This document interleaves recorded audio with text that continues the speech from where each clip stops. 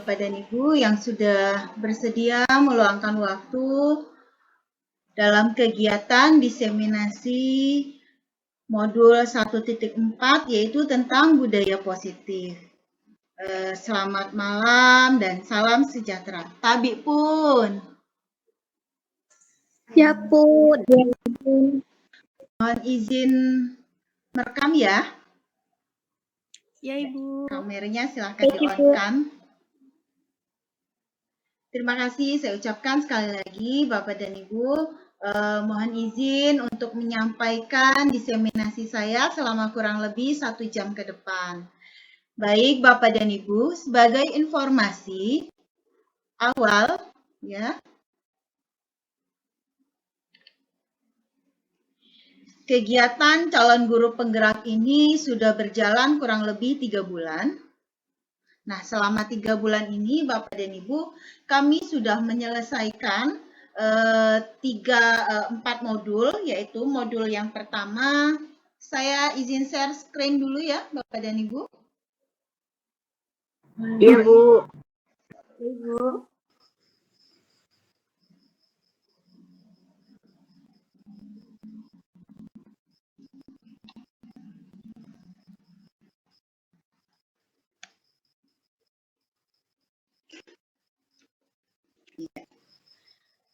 Di sini ya Bapak dan Ibu, kita lanjut ke slide yang ketiga. Kami sudah menyelesaikan ada 6 modul sebenarnya, tapi diseminasi ini kami harus berada di modul 1.4 yaitu budaya positif.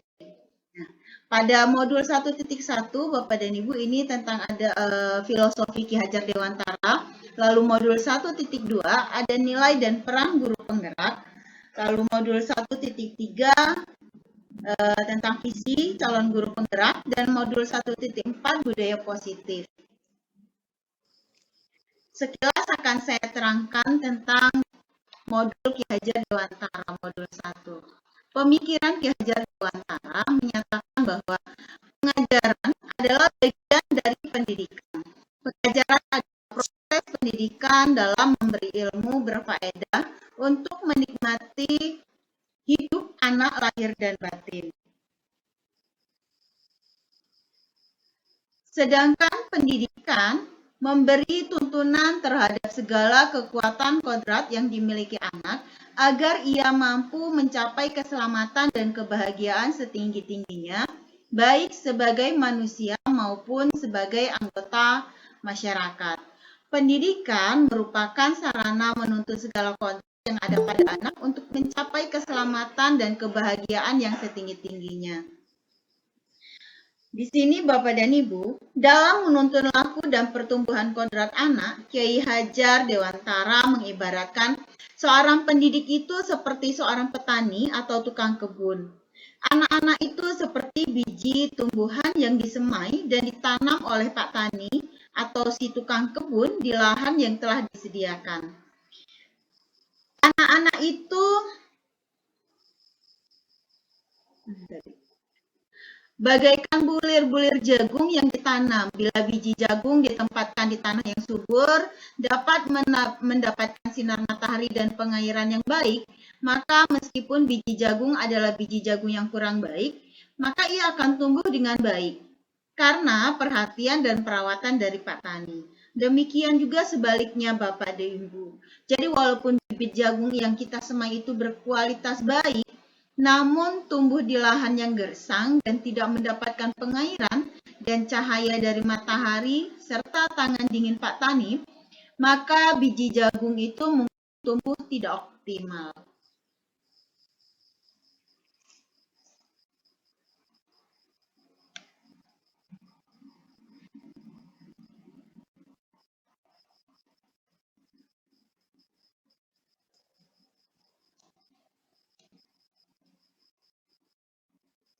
Di modul 1.2 Bapak dan Ibu, ini kami mempelajari tentang nilai-nilai guru penggerak. Nilai-nilai guru penggerak itu ada 5, yaitu mandiri, inovatif, kolaboratif, berpihak pada murid, dan yang terakhir reflektif. Lalu ada peran guru penggerak. Yang pertama yaitu menjadi pemimpin pembelajaran, mendorong kepemimpinan murid, membuka ruang diskusi positif dan kolaborasi. Yang keempat, menjadi coach guru lain. Dan yang kelima, menggerakkan komunitas belajar praktisi. Di modul 1.3, Bapak dan Ibu, ini kami diharuskan untuk membuat sebuah visi. Visi itu sendiri adalah representasi kognitif mengenai gambaran masa depan. Sedangkan menurut Einstein, tanda kecerdasan yang sebenarnya itu bukanlah pengetahuan, tetapi sebuah imajinasi. Imajinasi ini lebih penting daripada pengetahuan. Pengetahuan terbatas, sedangkan imajinasi mencakup seluruh dunia, menstimulus kemajuan dan melahirkan evolusi.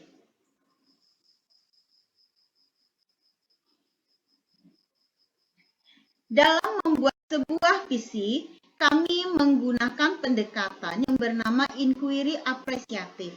Inquiry apresiatif itu adalah suatu filosofi dan landasan berpikir tentang perubahan yang berfokus pada upaya kolaboratif atau kooperatif dan koevolusi untuk menemukan hal terbaik dalam diri orang-orang, dalam organisasi mereka, dan dalam dunia di sekitar mereka.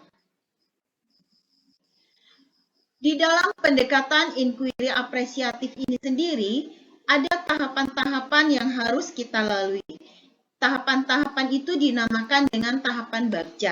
Nah, tahapan bagja ini dapat diartikan sebagai semangat mengapresiasi dan proses bertahan dalam menyelidiki segala kekuatan, aset, dan hal positif di sekolah yang memungkinkan terjadinya upaya gotong royong demi mewujudkan prakarsa perubahan yang diperlukan untuk mencapai visi yang berpusat pada peningkatan kualitas pembelajaran murid. Di sini ada sebuah tabel, bisa Bapak dan Ibu lihat di salin dia, yaitu ada tahapan bagja. Tahapan bagja itu sendiri terdiri dari B-nya itu buat pertanyaan utama, A-nya ambil pelajaran, G-nya gali mimpi, J-nya jabarkan rencana, dan A atur eksekusi. Kita lanjutkan ya, Bapak dan Ibu. Nah, di salin dia bisa Bapak dan Ibu lihat di situ ada modul 1.4 tentang budaya positif. Di sini Bapak dan Ibu bisa bayangkan, Bapak dan Ibu bisa pejamkan mata. Kepala kedua tangan Bapak dan Ibu, ya. Yang sebelah akan Ibu isi dengan sebuah tulisan yang berharga. Lalu Ibu kepal genggam dengan sekuat-kuatnya. Di satu sisi Bapak dan Ibu ada rekan kita yang dengan sekuat tenaga, dengan berbagai cara untuk meminta Anda memberikan benda yang berada di kepalan tangan Anda. Rekan Anda itu bisa membujuk, mengancam, menghardik, merayu, menyuap, apa saja bisa dilakukannya. Apa yang terjadi Bapak dan Ibu?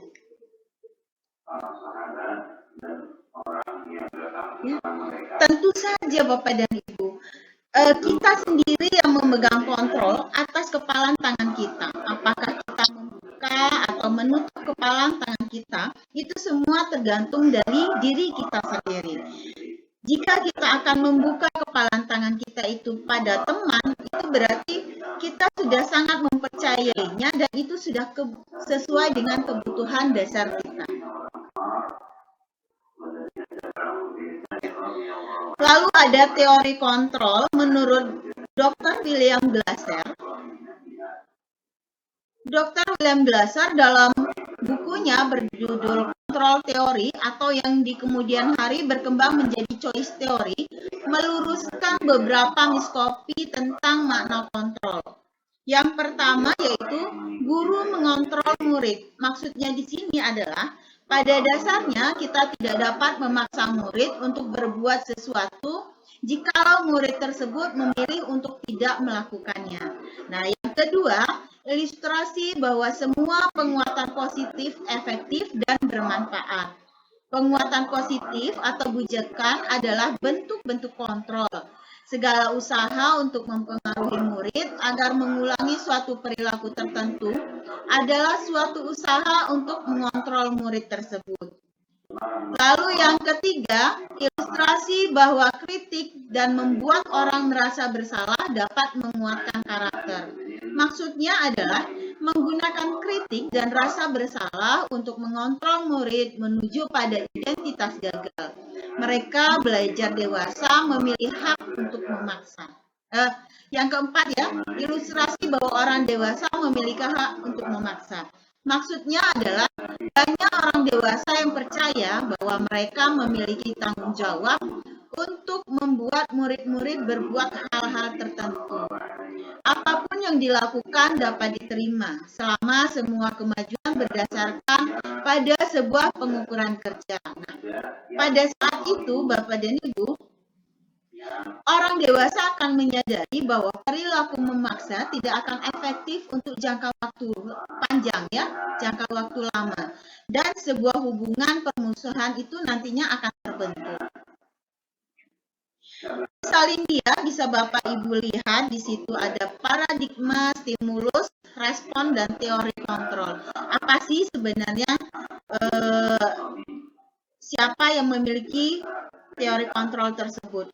Di sebelah sisi kiri itu bisa Bapak dan Ibu lihat ada stimulus respon, lalu di sebelah kanan ada teori kontrol ya, bisa Bapak dan Ibu lihat. Kita lanjut ya Bapak dan Ibu. Apa makna disiplin? Nah, ya, dalam rangka menciptakan lingkungan positif, salah satu strategi yang perlu kita tinjau kembali adalah penerapan disiplin di sekolah kita. Apakah telah efektif? Apakah masih perlu ditinjau kembali? Atau apa sesungguhnya arti disiplin itu ya? Apa kaitannya dengan nilai-nilai kebajikan? Lalu sebelum kita mempelajari itu semua Bapak dan Ibu, kita harus bertanya pada diri kita sendiri ya, bagaimana kita berperilaku? Mengapa kita melakukan sesuatu? Atau ketika kita melakukan sesuatu itu karena ada dorongan dari lingkungan atau dari orang lain. Sekali lagi Bapak dan Ibu, ya, perlu kita renungkan. Pernahkah Bapak dan Ibu melakukan sesuatu hanya untuk mendapatkan suatu penghargaan, senyuman, atau sebuah hadiah? Ya. Ki Hajar Dewantara menyatakan bahwa untuk mencapai kemerdekaan atau dalam konteks pendidikan kita saat ini, untuk menciptakan murid yang merdeka, syarat utamanya adalah harus ada disiplin yang kuat. Nah, disiplin di sini yang dimaksud adalah disiplin diri, ya, motivasinya dari dalam kita, internal. Jika kita memiliki motivasi internal, maka kita memerlukan pihak lain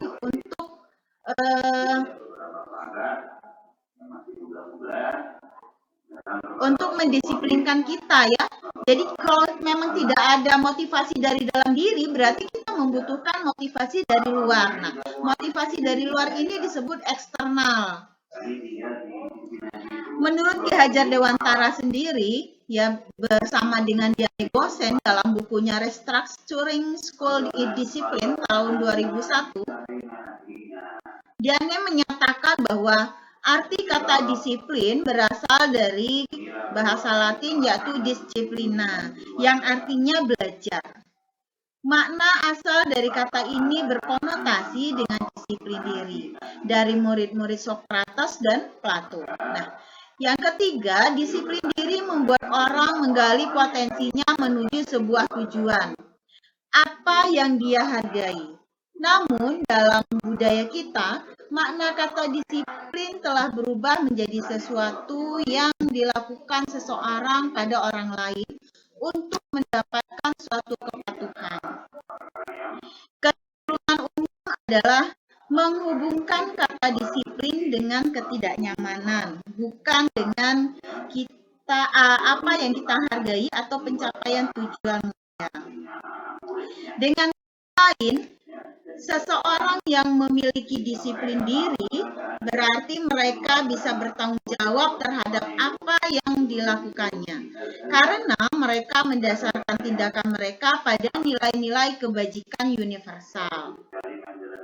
Sebagai pendidik, tujuan kita adalah menciptakan anak-anak yang memiliki disiplin diri sehingga mereka bisa berperilaku dengan mengacu pada nilai-nilai kebajikan universal dan memiliki motivasi intrinsik, bukan lagi motivasi ekstrinsik. Kita lanjut ya Bapak dan Ibu.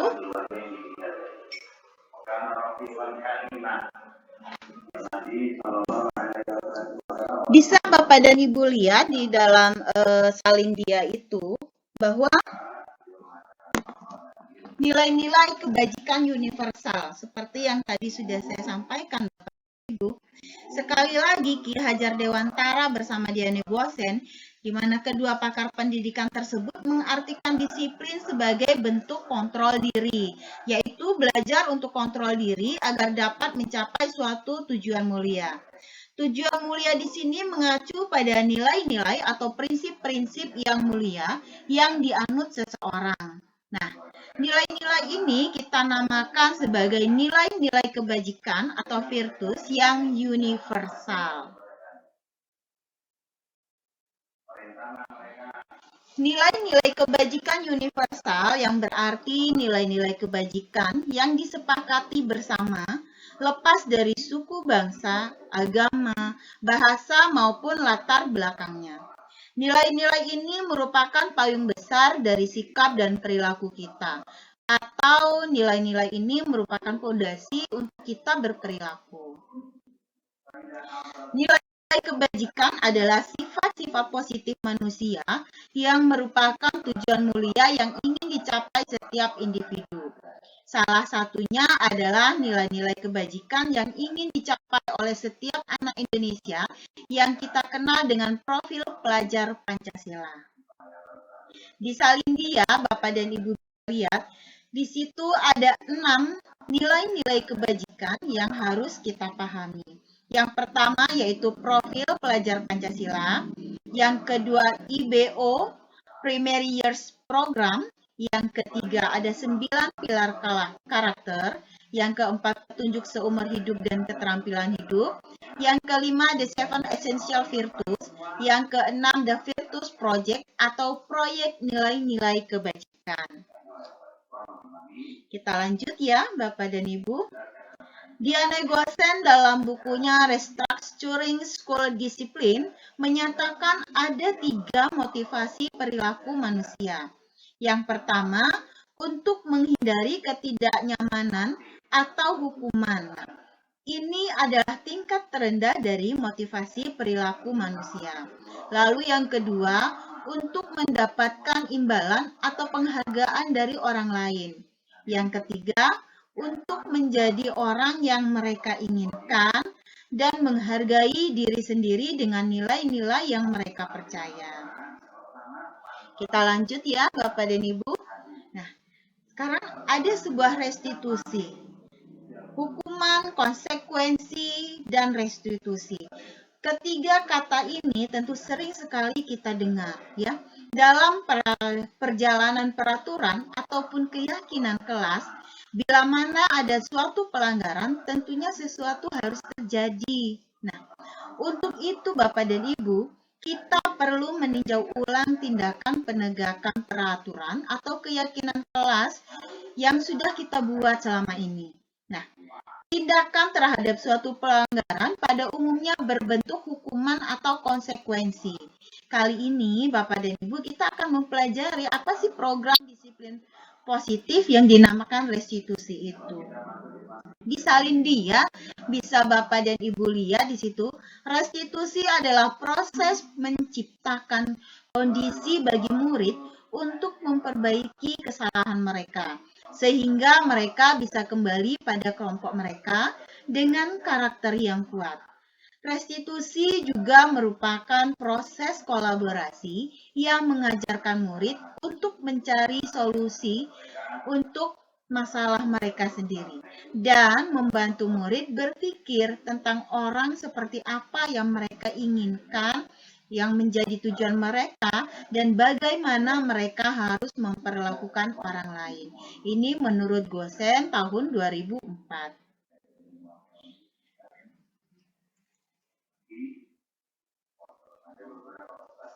Kita lanjut. Nah, di bagian ini ada bagian Bapak dan Ibu. Di bagian ini ada identitas gagal, identitas sukses, ya.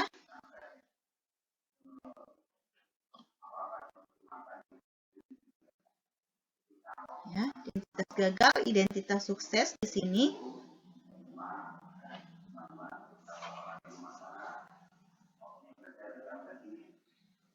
Bila kita melihat bagan yang ada di bawah itu Bapak dan Ibu, kata disiplin tanpa tambahan kata positif di belakangnya sesungguhnya sudah merupakan identitas sukses dan hukuman yang merupakan identitas gagal. Disiplin yang sudah bermakna positif terbagi dua, yaitu ada disiplin yang bentuknya konsekuensi dan ada disiplin yang berbentuk restitusi. Nah, kalau kita dulu, Bapak dan Ibu, jika ada anak yang melakukan pelanggaran, kita selalu langsung memberi sebuah hukuman. Padahal kita tidak harus seperti itu. Caranya adalah kita harus melakukan langkah-langkah restitusi. Di salin dia bisa Bapak dan Ibu lihat. Lalu Bapak dan Ibu, ada 9 ciri-ciri restitusi, yaitu bukan sebuah penebus kesalahan, namun untuk belajar dari kesalahan. Nah, yang kedua, Bapak dan Ibu, memperbaiki hubungan. Yang ketiga, tawaran itu bukan suatu paksaan. Jadi kita menawarkan pada siswa. Ketika siswa sedang melakukan kesalahan, kita tawarkan, apa sih solusinya gitu. Gitu ya. Jangan kita paksa dia untuk kita paksa dengan kemauan kita. Ketika anak melakukan kesalahan langsung kita beri hukuman, tidak. Tapi kita tanya dulu keyakinannya. Ya. Apa yang sudah dia yakini? Kita tanya apa sih kesalahannya, gitu ya. Setelah itu kita akan bertanya lagi, lalu jalan keluar yang mau dia lakukan apa, seperti itu. Nah, kita lanjut. Ciri-ciri yang keempat yaitu restitusi menuntun untuk melihat ke dalam diri. Yang kelima, restitusi mencari kebutuhan dasar yang mendasari tindakan. Lalu yang selanjutnya, restitusi diri adalah cara yang paling baik. Yang ketujuh, restitusi fokus pada karakter, bukan tindakan. Yang kedelapan, restitusi fokus pada solusi. Lalu yang terakhir, restitusi mengembalikan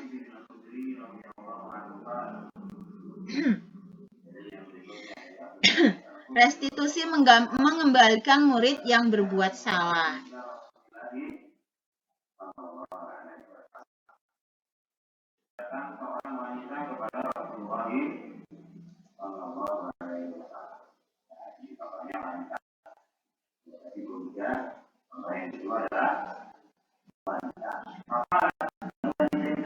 Sebentar ya Bapak dan Ibu.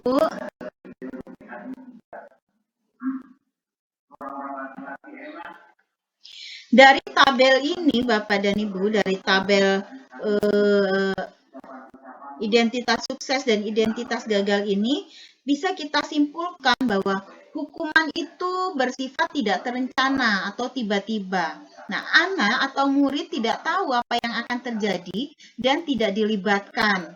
Hukuman bersifat satu arah dari pihak guru yang memberikan dan murid hanya menerima suatu hukuman tanpa melakukan suatu kesepakatan atau guru tidak mengarahkan, tidak adanya kesepakatan, tidak dikomunikasikan dulu ya konsekuensinya. Nah, hukuman yang diberikan bisa berupa fisik atau psikis. Murid-murid disakiti oleh suatu perbuatan atau kata-kata. Nah, sementara disiplin dalam bentuk konsekuensi sudah terencana atau sudah disepakati, sudah dibahas dan disetujui oleh murid dan guru. Kita lanjut lagi. Ya. Di Salindia, bisa Bapak dan Ibu lihat dihukum oleh suatu penghargaan. Ini sering kita lalui ya, sering kita alami. Ketika kita melakukan kesalahan, tapi kesalahan itu kita menghukum anak dengan memberi suatu penghargaan. Ini adalah suatu tindakan yang salah ya Bapak dan Ibu. Nah, di sini saat kita berulang kali menjanjikan hadiah kepada anak agar berperilaku bertanggung jawab atau kepada seorang murid agar mempelajari sesuatu yang baru, ya, kita sedang berasumsi bahwa mereka tidak dapat melakukannya atau mereka tidak akan memilih untuk melakukannya. Ini menurut Alfie Cohen. Nah, Alfie Cohen juga mengemukakan baik penghargaan maupun hukuman adalah cara-cara mengontrol perilaku murid yang menghancurkan potensi untuk pembelajaran yang sesungguhnya. Cohen juga menyatakan bahwa beberapa pernyataan dari hasil pengamatannya selama ini tentang tindakan memberikan penghargaan yang dinilai dengan sebuah hukuman seseorang. Di sini ada 8 pengaruh dari hukuman penghargaan, yaitu pengaruh jangka pendek dan jangka panjang, lalu penghargaan tidak efektif, penghargaan merusak hubungan, penghargaan mengurangi ketepatan, penghargaan menurunkan kualitas, penghargaan mematikan kreativitas, dan penghargaan menghukum. Lalu yang terakhir, motivasi dari dalam diri.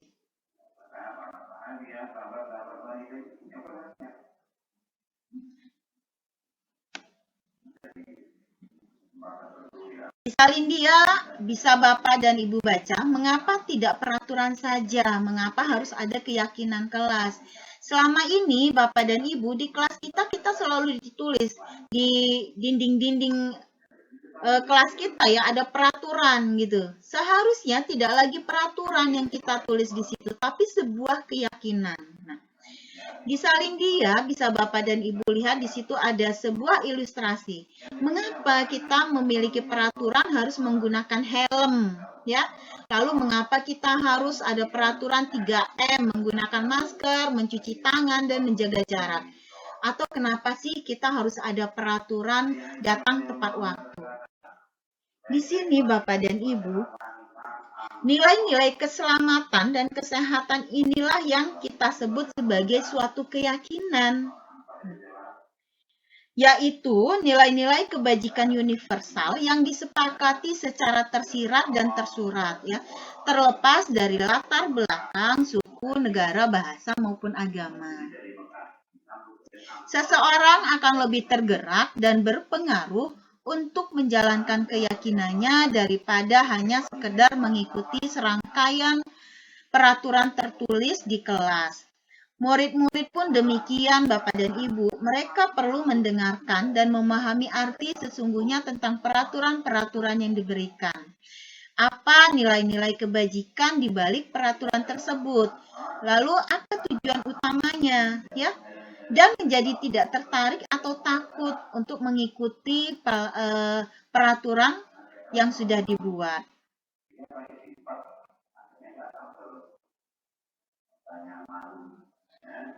Di sini Bapak dan Ibu ada tabel peraturan dan keyakinan.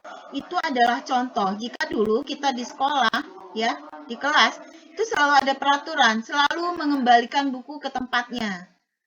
Seharusnya kita tidak lagi menuliskan seperti itu, tapi kita sudah memberi keyakinan pada anak bahwa, oh, kalau kita mengambil buku, setelah dibaca, kita harus mengembalikan ke tempatnya. Itu adalah suatu tanggung jawab, ya, tanggung jawab dia. Dan itu harus secara internal, ya, Bapak dan Ibu. Pembentukan keyakinan kelas itu sendiri, Bapak dan Ibu, harus kita lakukan. Ada ciri-cirinya. Yang pertama yaitu keyakinan kelas bersifat lebih abstrak daripada peraturan, ya. Keyakinan kelas berupa pernyataan-pernyataan yang universal. Bisa Bapak dan Ibu lihat di Salindia, itu ada contohnya.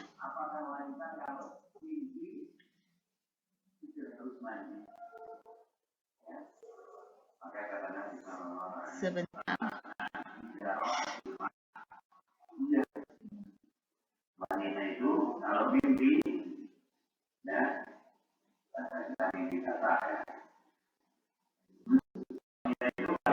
Sebentar Bapak Ibu, saya mau sebentar ya Bapak dan Ibu.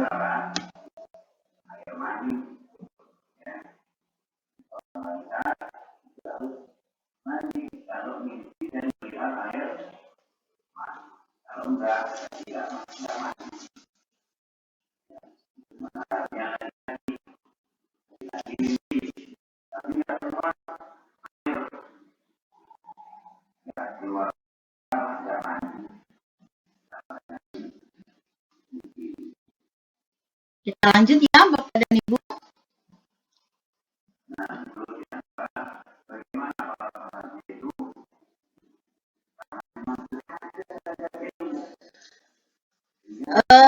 Dalam membentuk keyakinan sekolah atau kelas tadi, yang keempat yaitu keyakinan kelas hendaknya tidak terlalu banyak. Jadi tidak seperti sebuah peraturan ya Bapak dan Ibu. Di sini keyakinan kelas itu hanya fokus pada apa yang akan kita tuju, gitu. Apa yang harus anak-anak motivasi, gitu. Tidak lagi sebuah peraturan. Kalau peraturan itu identik dengan adanya hukuman, tapi kalau keyakinan kelas itu tidak, ya. Kita berusaha mengajarkan anak untuk memecahkan masalahnya sendiri. Kita lanjut.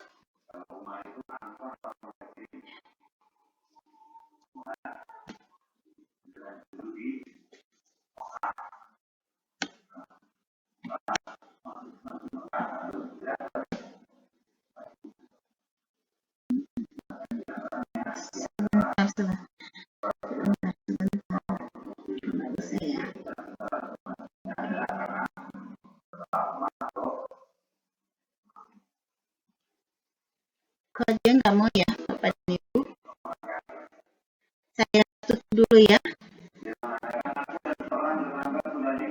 Oke. Saya coba masuk lagi Bapak dan Ibu.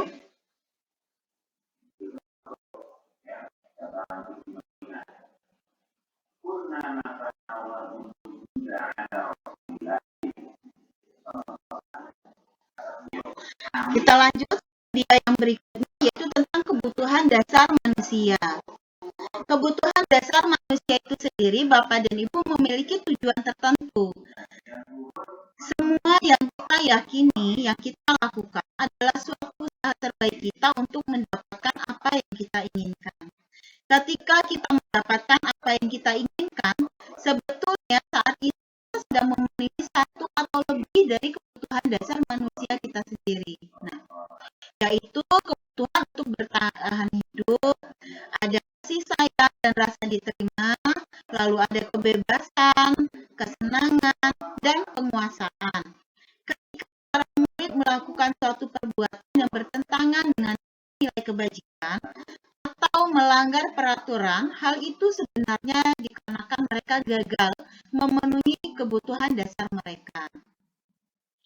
Semua orang senantiasa berusaha untuk memenuhi kebutuhannya dengan berbagai cara. Bila mereka tidak mendapatkan kebutuhannya dengan cara yang positif, maka mereka akan melanggar peraturan atau melakukan hal-hal yang tidak sesuai dengan nilai-nilai kebajikan. Diane Gosen dalam bukunya Restitutional School Discipline mengemukakan bahwa seorang guru itu perlu meninjau kembali penerapan disiplin di dalam ruang kelas mereka selama mereka belum melakukan revisi, ya. Apakah telah efektif, apakah berpusat, apakah memerdekakan, atau apakah memandirikan siswanya. Menurut Gosen sendiri, ada 5 posisi kontrol, ya, yang harus ditetapkan oleh seorang guru. Yang pertama yaitu sebagai penghukum. Kadang-kadang Bapak dan Ibu, kita sebagai guru, kita pernah di posisi penghukum, ya. Seorang penghukum ini, Bapak dan Ibu, biasanya menggunakan hukuman fisik maupun verbal. Orang-orang yang menjalankan posisi penghukum senantiasa mengatakan bahwa sekolah memerlukan sistem atau alat yang dapat lebih menekan murid-murid lebih dalam lagi. Guru-guru yang menerapkan posisi penghukum ini biasanya Bapak dan Ibu akan berkata dia pada muridnya, patuhi aturan saya atau awas, gitu ya. Kamu selalu salah. Nah, di sini Bapak dan Ibu guru itu melakukan suatu ancaman gitu. Hasilnya apa? Kemungkinan murid marah, dendam, atau bahkan malah bersikap lebih agresif ya. Yang kedua, membuat rasa bersalah. Pada posisi ini biasanya guru akan bersuara lebih lembut. Pembuat rasa bersalah akan menggunakan keheningannya yang membuat orang lain merasa tidak nyaman, bersalah, atau rendah diri. Nah, kata-kata yang dilakukan biasanya nih, ibu sangat kecewa sekali dengan kamu. Atau berapa kali ibu harus memberitahu kamu ya. Gitu. Di posisi ini Bapak dan Ibu, murid itu akan memiliki penilaian diri yang buruk tentang diri mereka. Murid merasa tidak berharga dan telah mengecewakan orang-orang yang disayanginya. Hasilnya apa, Bapak dan Ibu? Murid-murid akan merasa bersalah telah mengecewakan ibu, bapak, atau orang-orang yang disayanginya. Murid bahkan merasa menjadi orang yang gagal dan tidak sanggup membahagiakan orang lain. Kadangkala Bapak dan Ibu, murid yang seperti ini dia akan bersikap seperti lebih berbahaya lagi, ya. Kalau tadi ada sebagai penghukum, justru di sini di pembuat rasa bersalah ini murid itu seperti menahan emosinya. Nah, jika murid melakukan itu, kita harus hati-hati karena suatu hari apa yang ditahan itu akan meluap, gitu ya. Nah, kita lanjut pada posisi kontrol yang ketiga, yaitu guru memposisikan dirinya sebagai teman. Nah, guru pada posisi ini tidak menyakiti murid, namun akan tetap berupaya mengontrol murid melalui persuasi. Posisi teman pada guru bisa negatif ataupun positif. Nah, positifnya Bapak dan Ibu, hubungan baik antara guru dan murid ini akan terjalin gitu. Tapi di posisi yang negatif juga ada. Biasanya seorang guru yang berada di posisi sebagai teman ini dia akan berkata, ayo bantulah ibu gitu ya. Atau emang kamu nggak ingat ya atas bantuan bapak selama ini gitu. Nah, hal negatifnya itu tadi Bapak dan Ibu bisa lihat, bila suatu saat guru tersebut tidak membantu murid, maka dia akan kecewa dan berkata, saya pikir Bapak atau Ibu adalah teman saya. Jadi murid itu akan merasa kecewa dan tidak mau lagi berusaha. Hasilnya apa Bapak dan Ibu? Hasilnya murid akan merasa senang dan akrab dengan guru, tapi juga Bapak dan Ibu, dia akan merasa mengandalkan guru tersebut untuk selalu membantunya. Posisi yang keempat yaitu sebagai pemantau. Memantau atau mengawasi. Ini seringkali kita lakukan Bapak dan Ibu. Pada saat kita mengawasi, kita bertanggung jawab atas perilaku orang-orang yang kita awasi.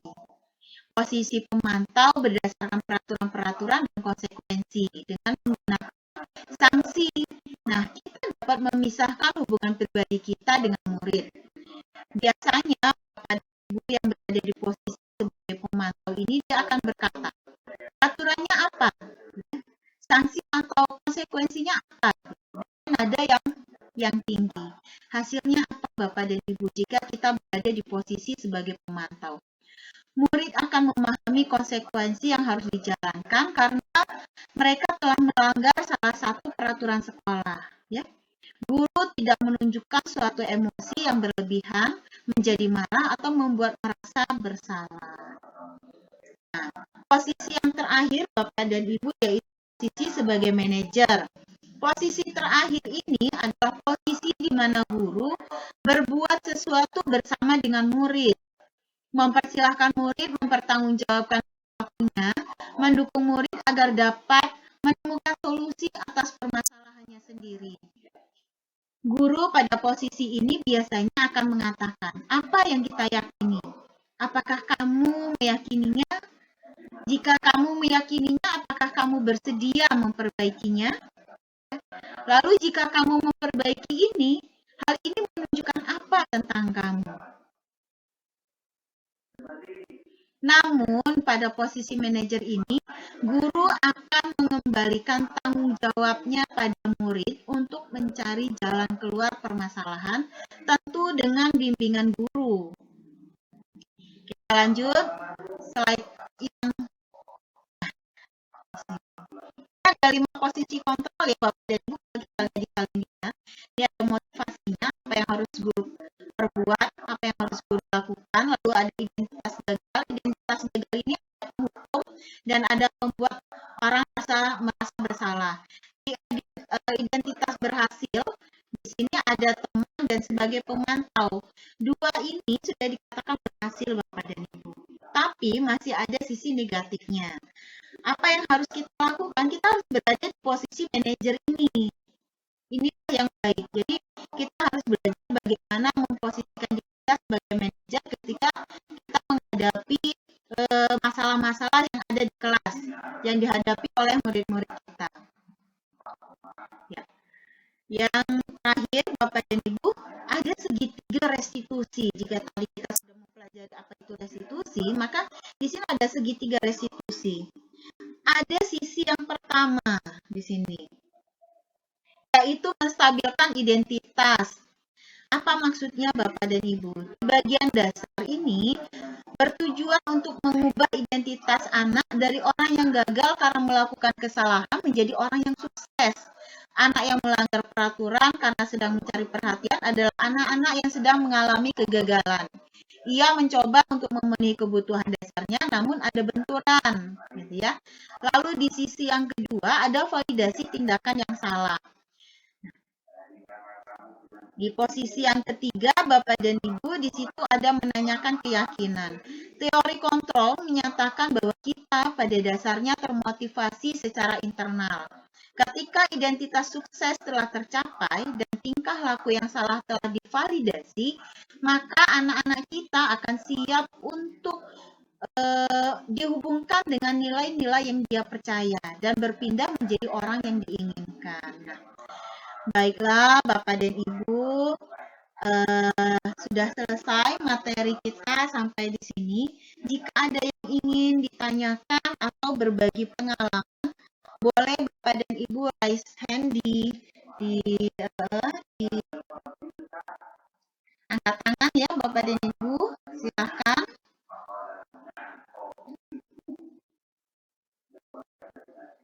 Ada yang ingin berbagi? Saya persilakan.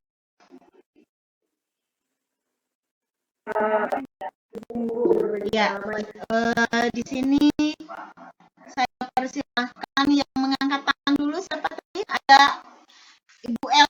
Silakan Ibu Elo Malika. Saya persilahkan.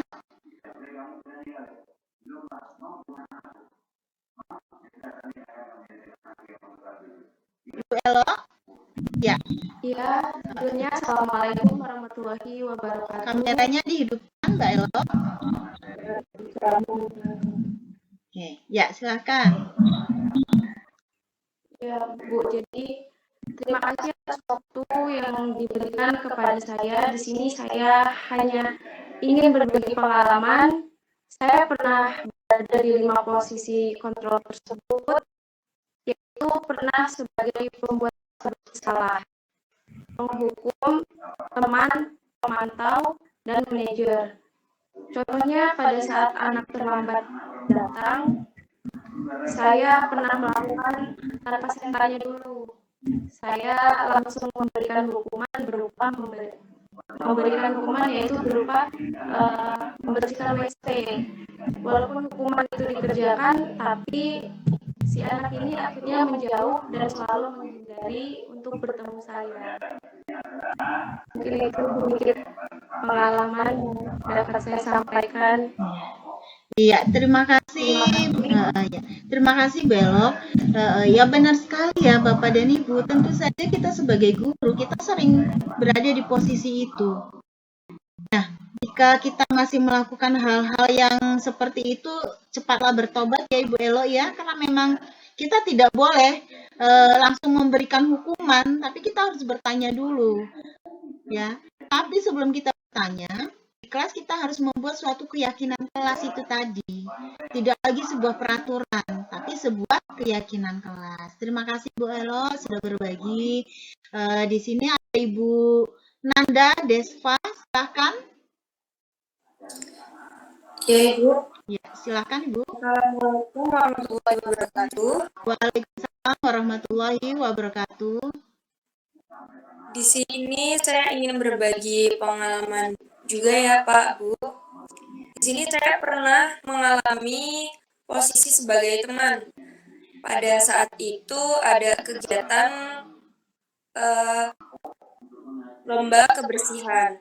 Seluruh siswa di kelas saya bertugas untuk membersihkan kelas. Tapi pada saat saya mengecek kebersihan kelas, ada satu anak yang tidak mengerjakan tugasnya, yaitu Dodi. Nah, Dodi ini tidak mengangkat kursinya ke atas meja. Saya tanya, mengapa kamu tidak mengangkat kursi itu? Jawabannya malas. Akhirnya, saya yang mengangkat kursi itu ke meja dengan alasan biar cepat selesai. Padahal, pada saat itu Dodi ini ada di kelas. Setelah saya perhatikan, setiap ada kegiatan bersih kelas, ternyata Dodi ini tidak pernah melaksanakan tugasnya. Ketika ditanya temannya, mengapa tidak melakukan tugasnya, Dodi berkata, tenang, kan ada guru yang pasti membantu saya. Di sini saya baru sadar bahwa langkah-langkah yang saya lakukan kemarin itu salah, gitu Bu. Iya. Terima kasih Bu Nanda. Benar sekali ya Bapak dan Ibu. Hal-hal itu juga sering kita lakukan. Tentu kita melakukan, kita membantu siswa itu ada alasan, tapi ternyata apa yang kita lakukan itu dampaknya tidak baik, gitu ya. Terima kasih Bu Nanda sudah berbagi. Kita lanjutkan lagi. Di sini masih ada yang angkat tangan, Ibu Fani ya. Ya, silakan Ibu Fani. Mau bertanya atau berbagi? Ini berbagi sedikit pengalaman aja Bu. Iya, boleh silakan. Pendidikannya pengalaman saya sendiri yaitu pada saat itu saya melihat ada siswa di kelas yang tidur pada saat jam pelajaran. Nah, melihatnya itu saya langsung membangunkannya dan langsung menyuruhnya untuk membasuh wajahnya. Setelah itu anak tersebut langsung saya berikan arahan untuk mengerjakan tugas sampai selesai walaupun itu sudah waktunya istirahat. Nah, akhirnya setelah saya amati ternyata anak tadi itu keluar kelas pada saat jam pelajaran berikutnya dan hanya untuk jajan kaki gitu. Mungkin itu aja Bu. Iya, terima kasih Bu Fani. Benar ya, ternyata nih kita mungkin sering menjumpai ketika kasus yang dialami oleh Ibu Fani ini. Ada anak nggak ngerjain tugas gitu ya, lalu kita suruh ngerjakan tugas sebelum atau dia nggak kita kasih istirahat, seperti itu ya Bu Fani tadi ya. Nah, jadi kita juga nggak boleh melakukan itu Bapak dan Ibu. Kita harus tanya dulu, kenapa sih kok dia bisa tertidur gitu kan ya. Lalu apakah yang dia lakukan itu bertentangan dengan keyakinan kelas yang sudah disepakati gitu ya. Apa konsekuensi yang harus dia lakukan. Jadi bukan kita yang memberi hukuman, bukan kita, tapi si anak itu sendiri ya, dengan kesadaran diri dia akan, oh ya udah Bu, kalau gitu nanti saya akan mengerjakan tugas gitu ya. Jadi jangan dari kita gitu, kita menawarkan ke siswa. Baik, saya lihat masih ada yang angkat tangan di sini. Ibu Ayu ya? Ibu Ayu, ya, saya persilahkan mau bertanya atau berbagi? Berbagi pengalaman. Ya, boleh. Silahkan, Ibu Ayu. Mungkin berbagi pengalaman itu yaitu ada siswa di kelas saya, Yanto. Ini tidak mengerjakan tugas. Saat itu saya langsung memanggil dan memarahinya di kelas. Saya cuma untuk dia saya yang itu yang ini kelas saya suaranya putus nyambung, Mbak Ayu.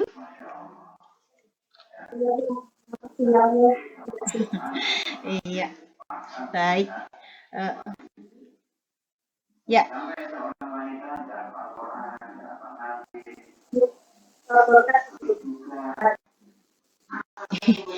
Iya, Bu Ayu, suaranya tidak jelas terdengar.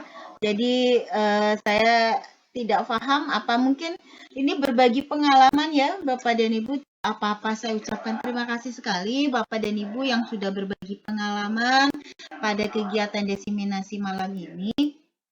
Nah, jadi Bapak dan Ibu, atau ada yang mau bertanya lagi? Tidak ya? Ya, baik Bapak dan Ibu, karena tidak ada yang ingin bertanya atau berbagi lagi, karena waktu juga sudah hampir 1 jam kita, saya akan menyimpulkan kegiatan kita hari ini, diseminasi kita hari ini. Yang pertama yang harus kita sadari Bapak dan Ibu bahwa peran sekolah itu adalah sebuah institusi pembentukan karakter. Ya.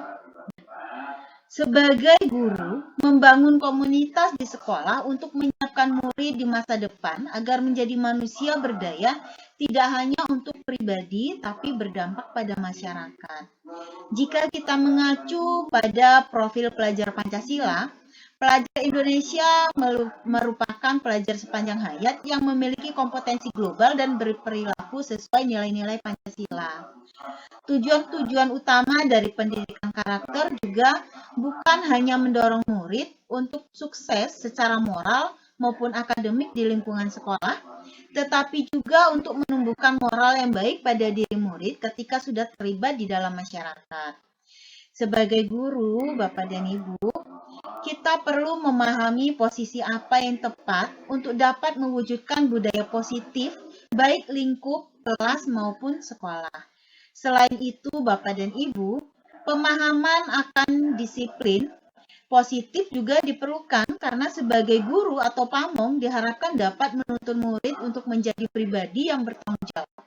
Nah, posisi kontrol guru dan disiplin positif yang menjadi landasan dari budaya positif kita di sekolah ataupun di kelas.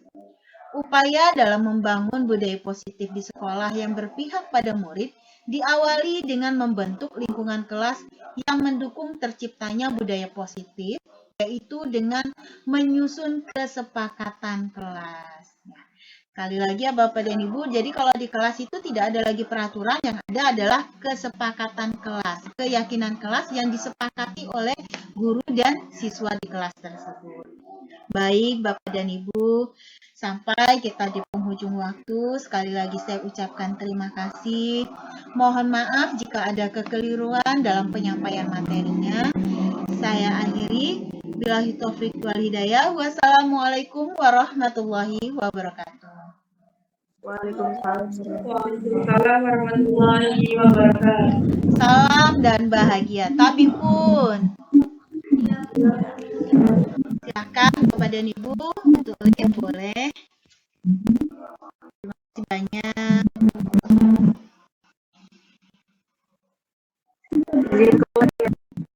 Iya, silakan. Terima kasih banyak Bapak dan Ibu. Selamat beristirahat. Waalaikumsalam.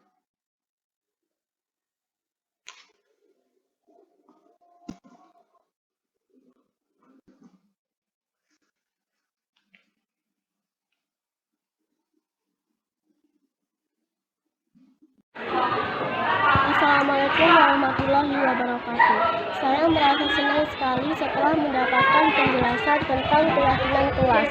Keyakinan kelas ini sudah kami sepakati dan timbul dari dalam diri kami sendiri. Terima kasih buat atas ilmu yang bermanfaat. Assalamualaikum warahmatullahi wabarakatuh.